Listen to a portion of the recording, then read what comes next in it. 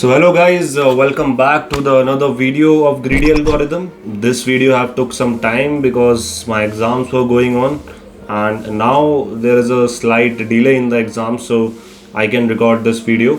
So for the new viewers, what we do in this playlist is we find out patterns for the famous algorithms. Yeah, we have already covered the sliding window algorithm and the prefix sum algorithm. Now it's time for an arrays algorithm, another great arrays algorithm, that is greedy algorithm we are covering today.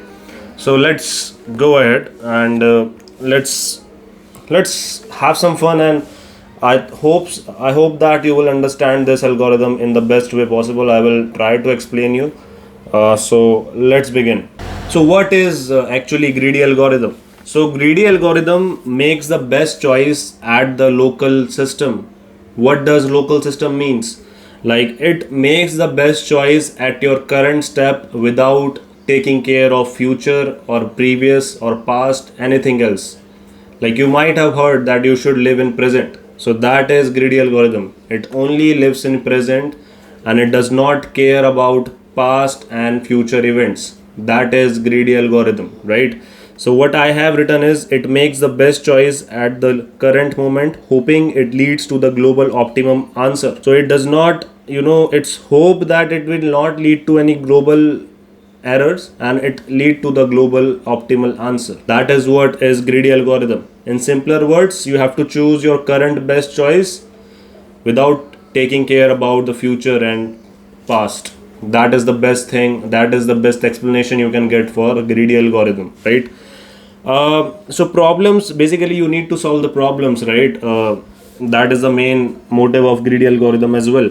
So the problem will ask for minimum or maximum, right? And here what was the important thing? It make the choice at the current moment, right? Secondly, you can make decisions independently. Yeah, so that is what I told you. That it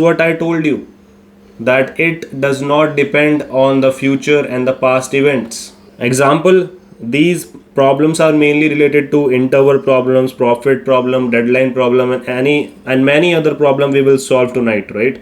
Or tonight, no, not tonight, in this video we will solve, right? First pattern, this is the first pattern we are going to solve.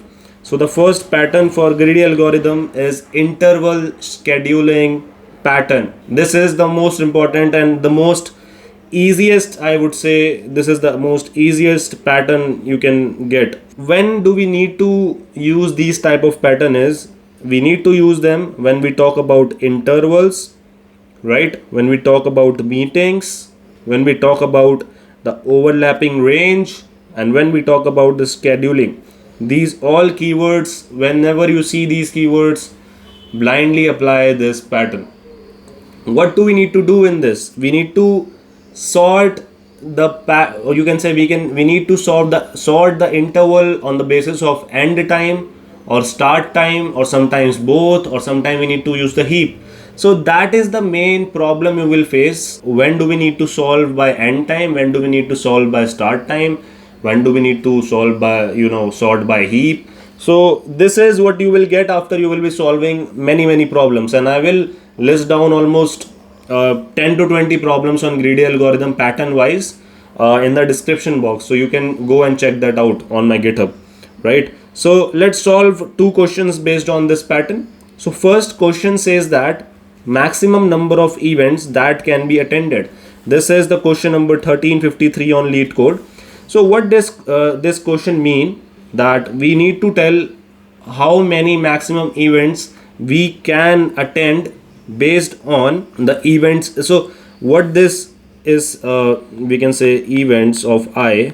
What does this represent is starting of I, comma ending of I, right? So if I take the example of this, so what does this represent? That an event started at 1 and it ended at 2. This is what it represent, right? So this is the thing. And what do we need to do actually? We need to find the maximum number of events we can attend. Simple. You might be seeing the pattern. What's the pattern? And let me tell you when it is counted that you have attended the event is if your current time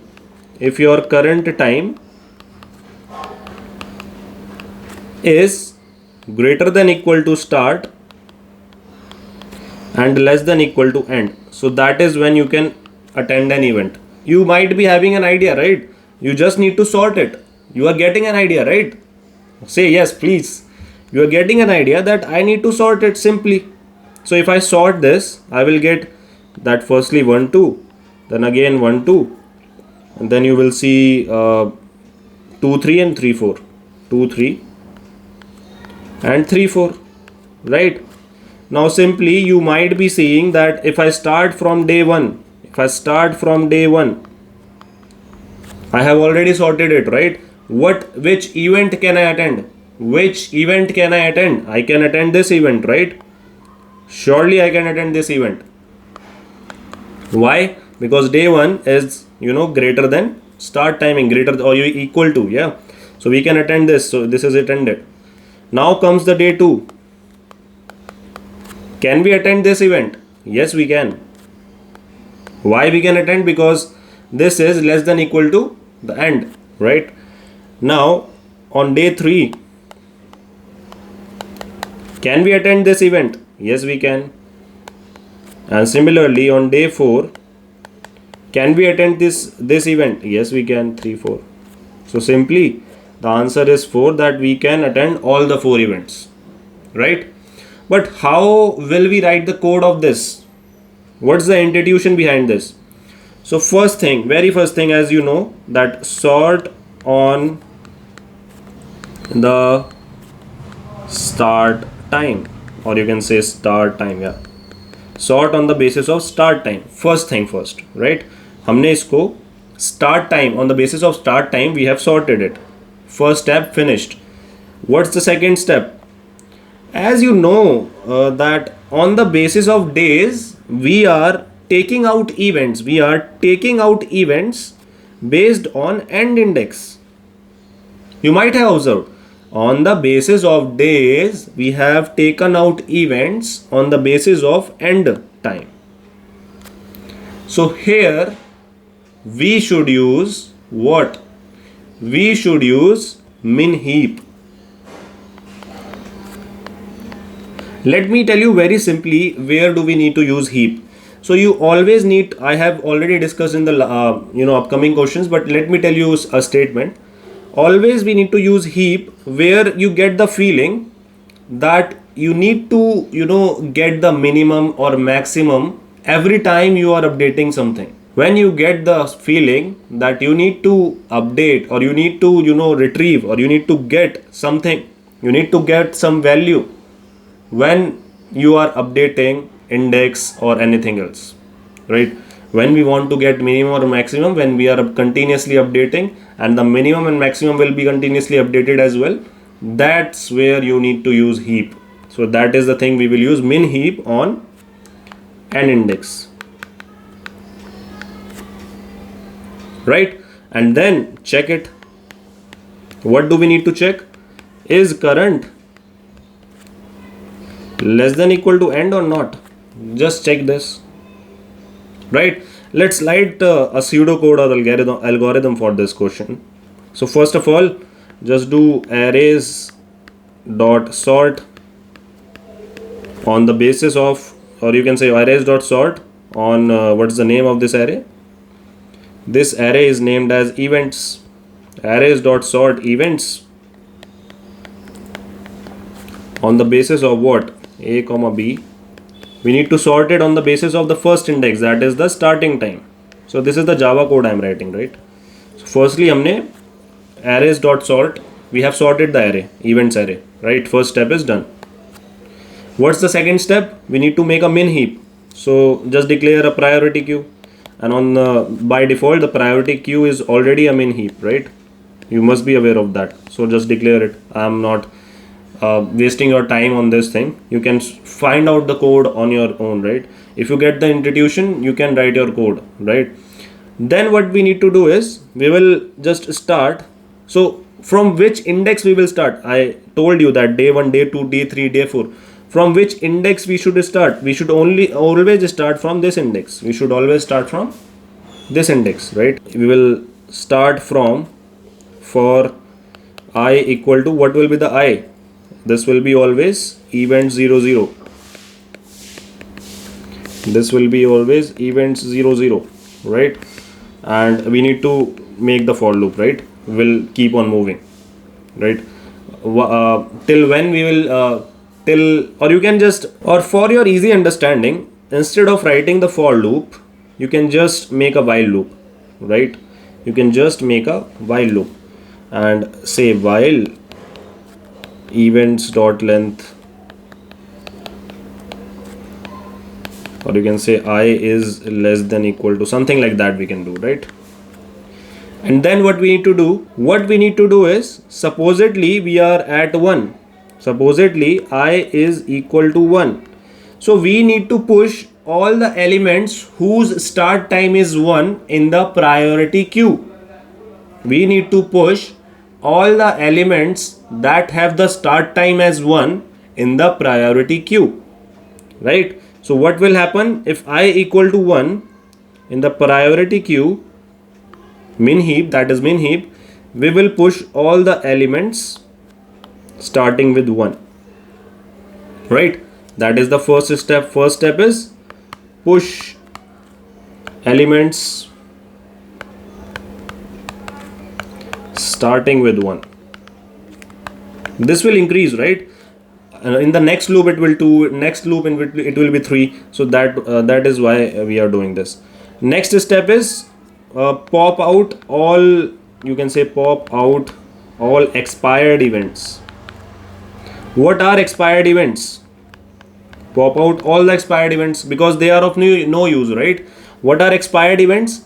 Whose end time is less than the current time. Whose end time is less than current time. You can just run a while loop, right, on priority queue and pop out till end time is less than current time. That are the event we can't attend. And at the end, just pop out one more event, because this event we can attend. This event we can attend. Pop out this event and make count plus plus. That's the simple code of this algorithm. That is it. So for an example, if we have 1 2 1 2 here, pop out all the expired events. Right now none of the events is expired, and pop out 1. So we have popped this out, right? And count becomes 1 now. Simple. Now I becomes 2. Now all the events starting with 2, we need to push it. So 2 comma 3, and this will be sorted on the basis of end time. Yeah, I forgot to mention one thing. This priority queue will be on the end time, so it will be sorted on the basis of end time only, right? Now we have 2 elements, 1 2 and 2 3. Pop out all the expired events. Is any event expired? Not any event is expired. And then pop one event. This will be popped and count becomes 2. Now I becomes 3. So push all the events starting with 3 comma 4. If now I is 3, pop out all the expired events. None of the events is expired. Then pop out the present one, and this becomes 3. Now I becomes 4. After I becomes 4, what we need to do is similarly pop out all the expired events. None of the event is expired, and pop out this, and count becomes 4. So answer is 4. Very simple question. You can try it on your own as well. This will help you in understanding this question. By the way, I will also upload the notes, so no issues. Next question of the same type is minimum number of arrows to burst balloons. Minimum number of arrows to burst the balloons, and this is LeetCode 452. So we have you can see we have points. We have certain points, right? Let me explain you the question. In simple words, this question on LeetCode is in a very difficult language. But in simple word, if I say, if you see any overlapping events, that is counted as 1. So basically you just need to count how many overlapping events are there. Simple words, right? And if I tell you on the basis of question, this question says that if there is any overlapping, there are some overlapping diameter of the balloons, they can be burst together. So it is asking how many minimum number of arrows we need. This is the question. So again you will be getting a simple, very simple intuition that sort it. So if we sort the arrays, balloon array, we will get 1 6, 2 8, 7 12 and 10 10 and 16. Yeah, we have sorted it on the basis of start radius. We have sorted it on the basis of start radius, right? Now as you can see, now as you can clearly see, right?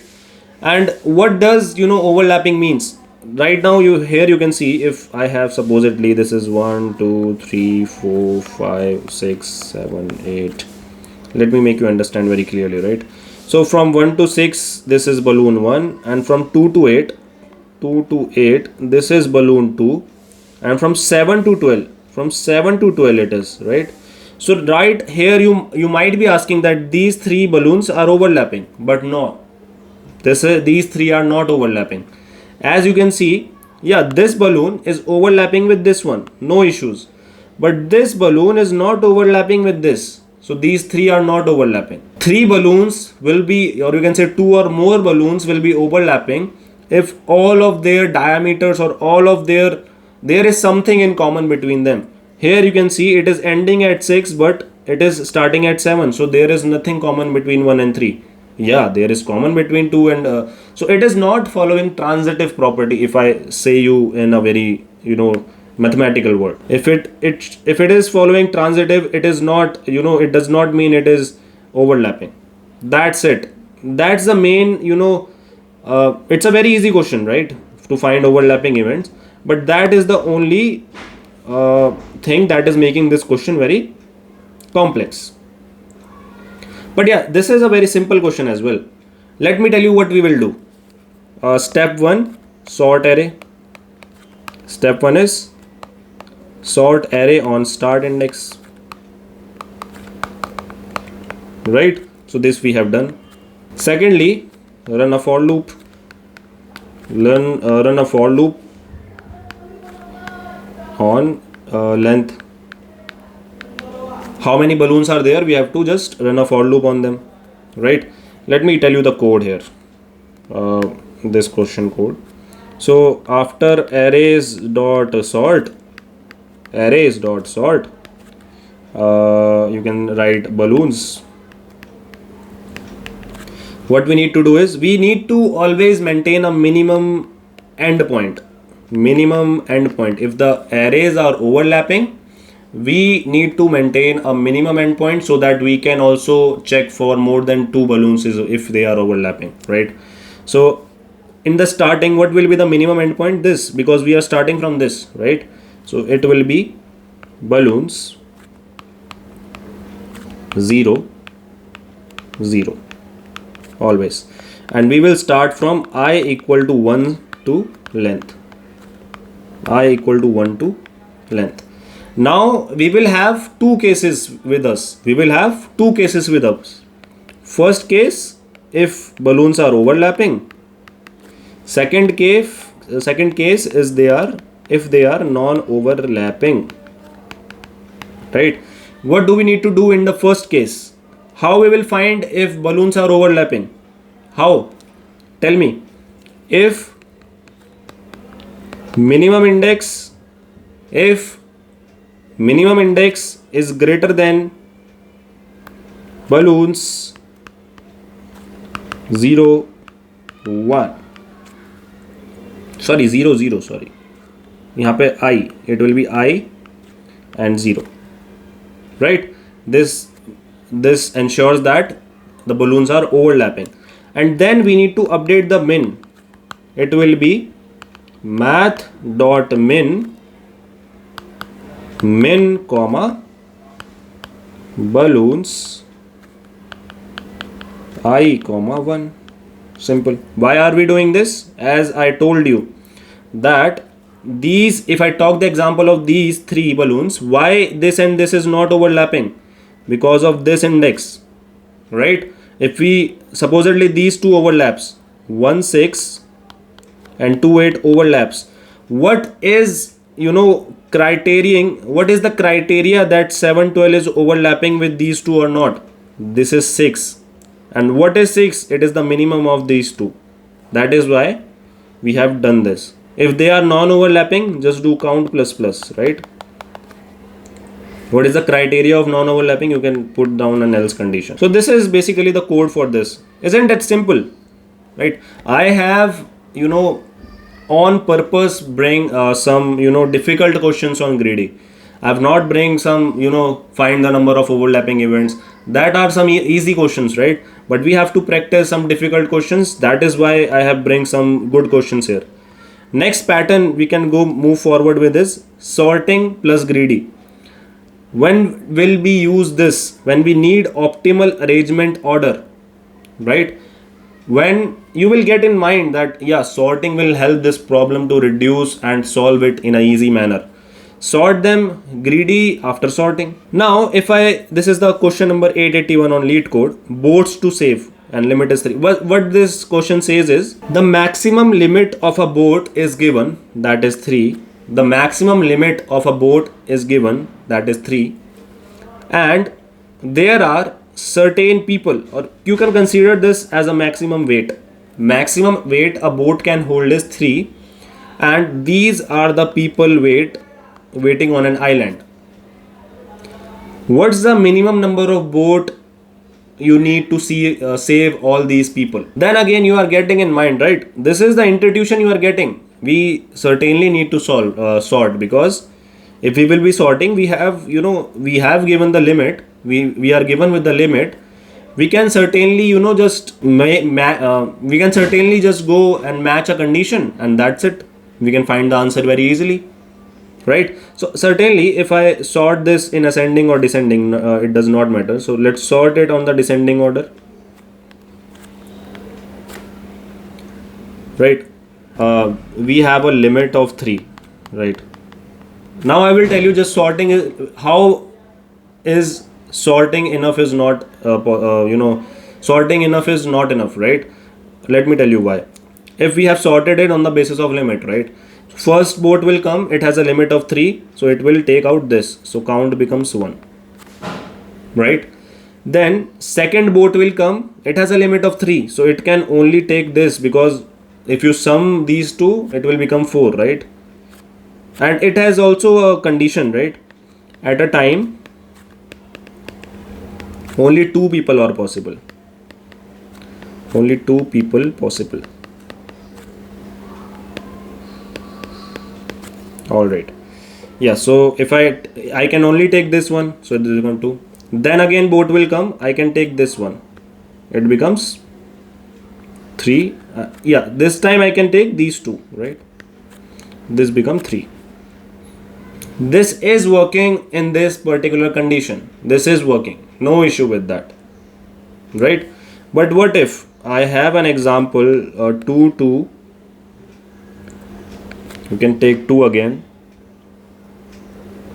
and 1 and 1, right? Now tell me how many boats we will need. 1 boat, right? Second boat, third boat, fourth boat. What if I tell you we have even a better plan? We can do this in 3 boats ideally. What's the plan is, if you are sorting it, that's a very good step. Sort it. But take a 2-pointer approach. That will be very useful, because think very clearly, right? If you have a limit and the first element is 2, you will need to find the least element, right? You don't need to find the greatest element.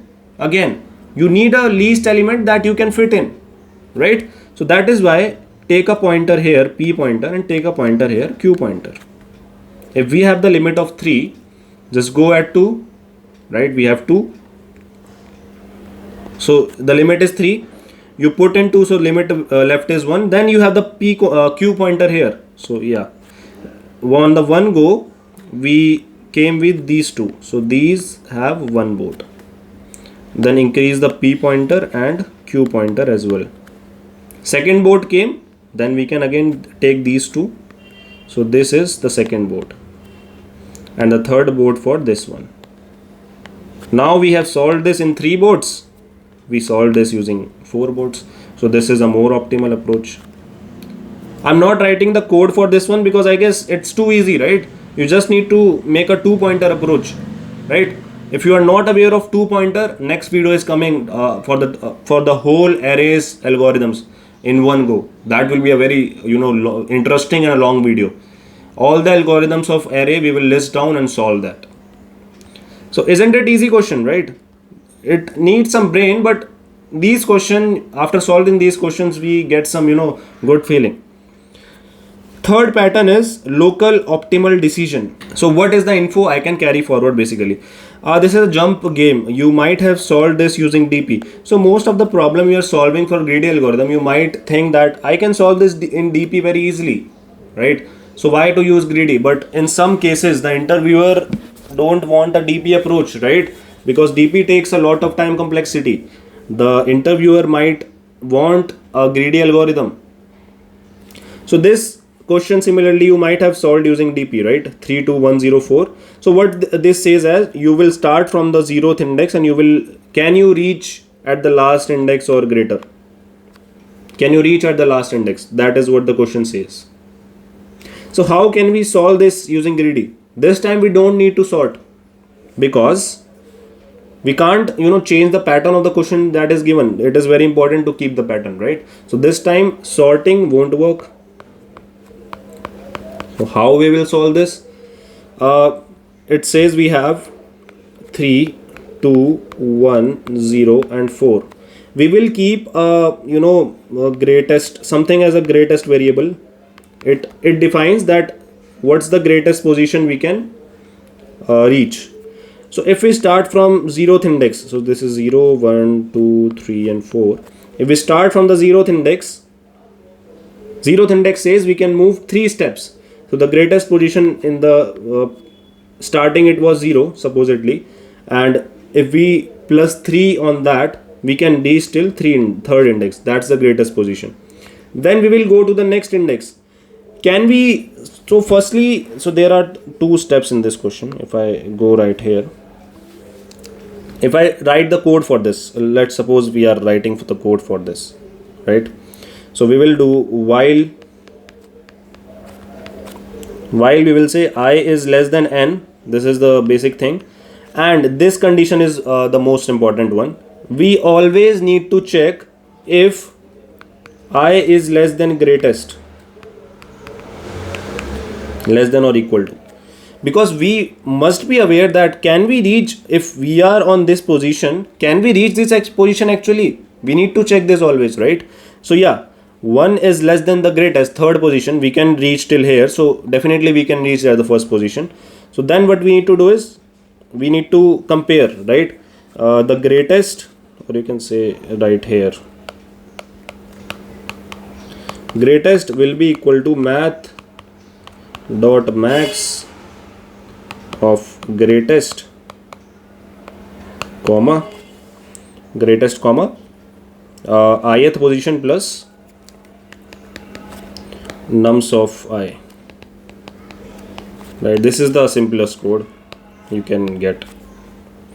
So if I add 1 plus 2, that is 3. So 3 and 3 same thing, right? Then we move to the this index. Second is less than 3? Yes, it is. So if I do 2 plus 1, again 3. 2 plus 1 is again 3. So no need to update. Go to the next index. Now I reach 3rd index. Can we reach 3rd index? Yes, we reach. 3 is less than equal to 3, right? So we can reach it certainly. So now it becomes 3 plus 0 is 3 again. So greatest will not update. Now we came here. Now here 4 is greater than 3. It is not less than equal to 3, right? So we can't even reach this index. So we can't calculate further. So the answer comes out to be false. Simple question. Simple. Right, now the important pattern is heap plus greedy.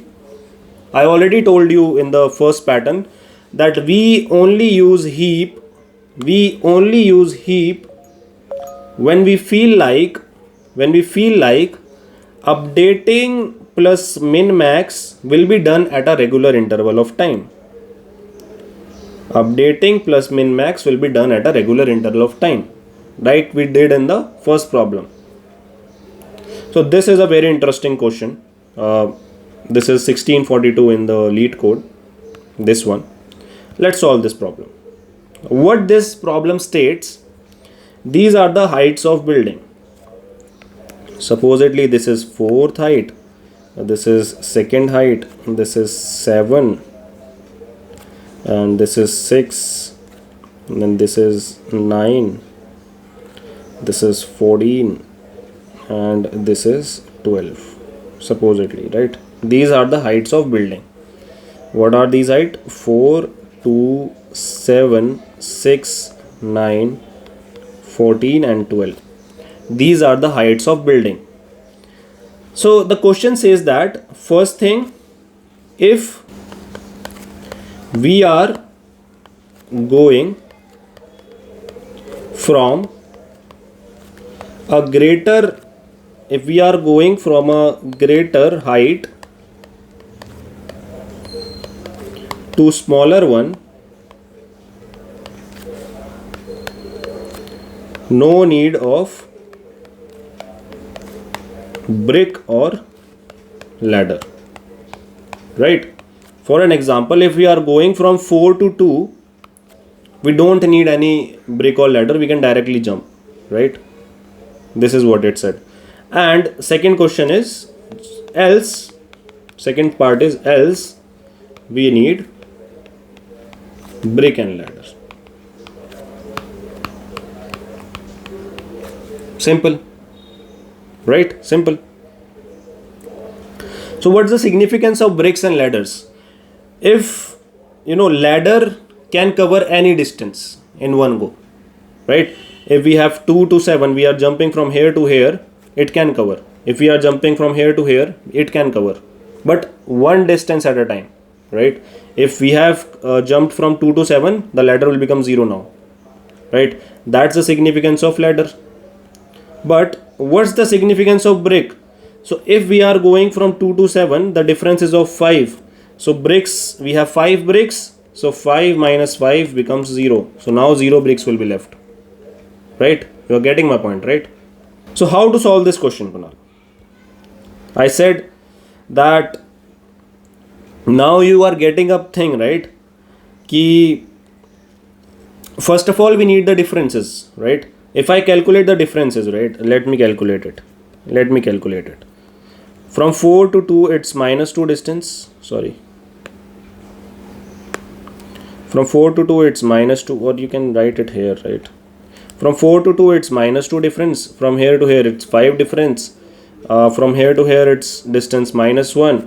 Its distance is 3. Its distance is 5. And it says minus 2. So whenever distance is negative, we don't need any ladder or something, right? So we can just ignore them. So we will just run a for loop from the starting index till the second last index.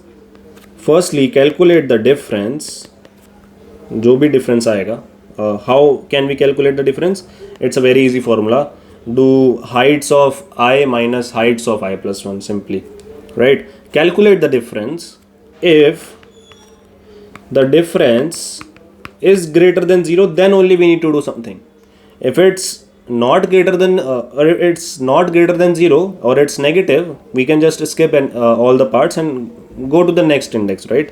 So for an example, here we don't need to do anything, but here what we need to do? Supposedly, so you are getting in mind, right? If ladder can go to any distance and bricks are taking, if we are going from, ladder can cover any distance, right? So from ladder you will be covering the large distance. That is pretty much obvious, right? You will be covering smaller distances with bricks and larger distances with ladders. So So are you not getting a intuition that yeah, ladders, or you can say the distances will be changing, and I will need the changing distances in a regular interval of time. Like I will be needing the minimum distances at a regular interval of time, and those minimum distances might change as well. So what are you thinking about? You should directly use a heap. You should directly use a priority queue heap. That will be a min heap, right? And what we need to do here, if difference is greater than 0, just push that difference into the pq.offer that distance or that difference into the priority queue, and then we only need to check if pq.size is greater than ladder. Why are we checking it? Supposedly, if the pq.size is less than or equal to ladder, we can cover that distance with ladder. We don't need to use bricks, right? So we can move to the next index because that can already be covered with ladder. Are you getting my point, right? So if pq.size is greater than ladder, then we need to use the bricks, because ladders can't cover all the distance now. So now where do we need to use the bricks? For the smallest distance, right? Now we need to pq.pole and we need to subtract it from bricks, right? We need to subtract it from bricks. Definitely we need to subtract it from the bricks. Simple enough, right? And if at any point bricks become less than 0, just return the current index that we can reach till here. And after this, are you observing that priority queue will update now, right? If we have polled the smallest distance, now the priority queue will update itself. So that is why we are using priority queue, because we need minimum difference at a regular interval of time, and we will use that, and it will update at a regular interval of time. So that is the whole code. If we have completed all the for loop, so we can cover all the, we can return n or something like that. Sorry, we will return n minus 1. We can cover all the distance. Isn't it a very good question, right? Practice it yourself also, then you will get a very good intuition. And you might be wondering, why did we did this step? Why did we did this step? Think in your mind. If bricks are less than 0, you can't move forward. Why? Certainly, let me tell you. Supposedly we have 5, right? This is the priority queue right now. For this index, we don't need to do anything. Index is supposedly v0, 1, 2, 3, 4, 5, 6. Let's forget the distance. Let's forget these indexes, right? First of all, we have -2. We don't need to do anything. Then we have 5. Put it in the priority queue, right? Now we have one ladder, right? And priority queue size is, so ladder equal to 1, brick equal to 5. Priority queue size, what's the priority queue size? It's 1. What's the ladder size? It's 1. So priority queue is not greater than ladder. So we don't need to do anything right here, right? Because ladder can cover this distance easily. So move to the next index. It's -1. We don't need to do anything. Now we came at 3. So push it into the priority queue. So priority queue will automatically sort it. So 3 will come here, right? Now, as you can see, the size of priority queue is 2 and we have only one ladder. So we need to do something, right? We need to use bricks. So now we will pull this out, and now bricks will become 5 minus 3 equal to 2. Is bricks less than 0? No. So we can again go forward. Now as you can see, again the ladder size, or you can say that the difference is 5. So 5 will be again pushed. Now again the size is 2, but ladder we only have one ladder. So again we need to do something with the bricks. So bricks will be equal to 2 minus 5, that is -3. Here the bricks become negative, so we can't go more further. And what's this index? This index is 0, 1, 2, 3, 4. So we can cover 5 buildings, right? We can cover 5 buildings. 5 is the answer. So ladder is being used here. Here is the ladder being used, because as you can see that we can't use brick here, but one ladder we have left with one ladder, and we use the bricks here, right? We use the bricks here. We still have 2 bricks left, but in between we can't use that because we have 5. We need 5 bricks, but we only have 2, so we can reach till here only. Are you getting my point, right? So this is the thing. Next pattern we have is mathematical plus greedy. That is also an important pattern, and that is, I find, the most interesting one, because I have some interest in mathematics, right? So this is the greedy algorithm, but here you need some mathematical brain, right? So that is the thing. If we talk about first question, that is question number 397 on LeetCode, that says we need to do integer replacement. What does this question says? That we are given with a number n. We are given with a number n. If it's even, we can do n by 2. If it's odd, we can do n plus 1 or n minus 1, right? The main aim is we need to reach at 1 in minimum steps. We need to reach to 1 in minimum steps. So again, the first approach I solved this question is with the help of DP only, because you can see simple. This is the most obvious pattern of DP, right? But when I solved it using DP, it gave me time limit exceeded error.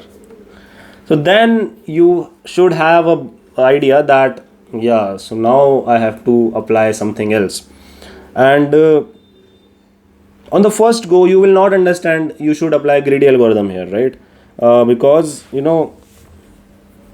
it's not very obvious pattern to apply greedy here, but it's a very mathematical thing, right? So let me solve this question here, or we can go here, right? So how can we solve this question? So just keep in mind, right, if we have n equal to 8 supposedly, so for the even part, if the number is even, we don't have any issue, right? We just need to use what? N by 2. Simple. This is sorted. But we have an issue for the odd part, that somewhere we need to use n plus 1 and somewhere we need to use n minus 1.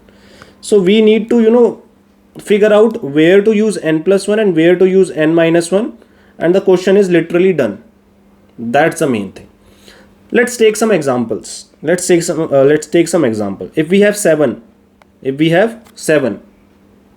what's the most obvious thing you will do, right? What's the best, how to reach 1? What's the best way? One way is we can reduce it to 6 minus 1, and then it will be 3, and then it will be 2, and then it will be 1. It took 4 steps. From 7, if we go 8, then we do 2, then we do 1. It's also taking 4 steps. Same thing, right? Let's take 15. If we do 15, it will be 14, then it will be 7, and from 7 we have 4 steps. So it took total 5 steps totally, right? If we do it by 16, 8, 4, 2 and 1, right? It took 4 steps. Sorry, it took 6 steps, it took 5 steps, right? Now let's do an example of 9.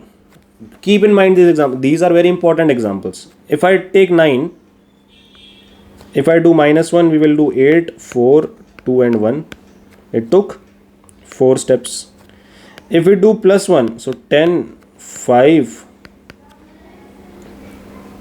4, 2 and 1. It took 1, 2, 3, 4, 5 steps. Are you observing a pattern now, buddy? Are you observing a pattern? This is not a very clear pattern, but you can observe now. So If I do, what is 7? What is 7? If I find out the remainder of 7 when I divide it by 4, it's 3, right? What is 15? If I divide 15 by 4, I get the remainder 3 again, right? Keep in mind the pattern, right? If I divide 9 by 4, I get the remainder as 1. The main thing is, why are we choosing 4? Why are we choosing 4? You should think that if we have a multiple of 4, it's the easiest position to reach 1. How? If we are on 16, we can directly divide by 2, because dividing by 2 is faster than minus 1 or plus 1, right? If we are on 8, divide by 2. If we are, let's leave 2, 2 is not divisible, by the way, right? If we are on 32 again, so that is why we are choosing 4. Right? Now you must have gotten the pattern, right? Here also the remainder is 3. Here also the remainder is 3. So what path we have chosen? Plus 1 path. Remainder is 1, we need to do minus 1. Remainder is 1, we need to do minus 1 at the case of 9. If remainder is 3, we need to do 15 at the case of, you can see here, 7 and 15, right? This is the step, right? And there is an exception basically. If n is equal to 3, there is an exception. If we go in the manner of this property, we will get that in 4 steps. But if we go by subtracting minus 1 here, we will go in this 3 steps. So for n equal to 3, you have to solve separately, but rest it will solve using these things. So this is the video, and at the end of the video I have bring you a surprise, that how to categorize, this is the most important part, and how to categorize a problem can be solved using DP or greedy. So I have tried to help you out. I am still figuring out some things, but this is the thing I feel out that this will help you. If you feel your greedy approach won't affect the future decisions, I talked it in a very first line. If greedy approach won't affect the future decision, use the greedy approach. Secondly, if sorting is helping to solve the problem, use the greedy approach. Third thing, almost all the greedy problems can be solved using DP, but not the vice versa is true. And the last and the most important step you should do by solving each and every question is start solving by greedy approach. Find a test case where greedy approach is not working. If you are not able to find such test case, greedy approach is the right way to solve that problem, right? So yeah guys, so that is it from the video. In between my video got broken down. I was not able to realize that it's cut in between. So yeah, by the way, that's the end. And in the next video we are going to bring all-in-one arrays algorithm, and that will be a very very useful videos for all of you. So I hope you like this video. If you have any suggestions or comments, you can go down into comment sections. Subscribe the channel, like the video right now, and yeah, thank you so much for showing some love.